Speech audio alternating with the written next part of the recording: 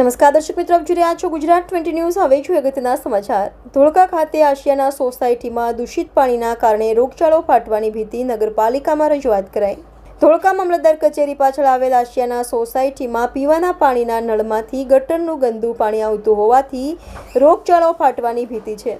શુદ્ધ પાણી આપવાની માંગણી સાથે આજે ગુજરાત પ્રદેશ કોંગ્રેસ સમિતિ સંચાલિત હાથ સે હાથ જોડો વિભાગના અમદાવાદ જિલ્લા કન્વીનર જિગ્નેશ શ્રી ગોરની આગેવાનીમાં ધોળકા નગરપાલિકા ખાતે ચીફ ઓફિસરને સંબોધિત એક આવેદનપત્ર સ્થાનિક મહિલાઓની હાજરીમાં ઇન્ચાર્જ ચીફ ઓફિસર પ્રવીણભાઈ ખરાડીને આપવામાં આવ્યું હતું।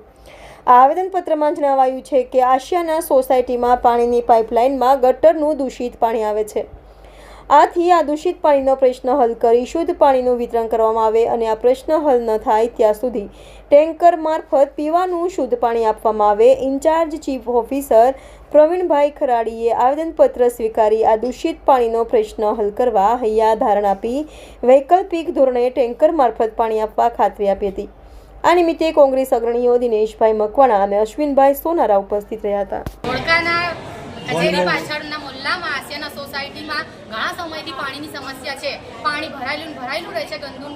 અમારી નળોમાં બી ગંદુ પાણી આવે છે, ગટરનું નકરું પાણી આવે છે। તે પીને છોકરાઓ, બાળકો, ઉંમરલાયકો બધા જ બીમાર થઈ ગયા છે। અમારે ત્યાં એક ફેરી તો કોલેરો ફાટી ચૂક્યો છે અને બીજી ફેરી તૈયારી જ છે। બહુ હેરાનગતિ થઈ ગઈ છે, બહુ પરેશાની થઈ ગઈ છે। પીવાનું પાણી નથી, કપડાં ધોવાનું પાણી નથી, નકરું ગટરનું ગંદુ જ પાણી આવે છે। કેટલા પૈસા હોય તો દર્શક મિત્રો, તમારી આસપાસ બની રહેલી અવનવી ઘટનાઓ વિશે જાણવા માટે ગુજરાત 20 ન્યૂઝને લાઇક કરો, શેર કરો, સબસ્ક્રાઇબ કરો અને બેલ આઇકન પ્રેસ કરો, જેથી આપને નોટિફિકેશન્સ મળતી રહે।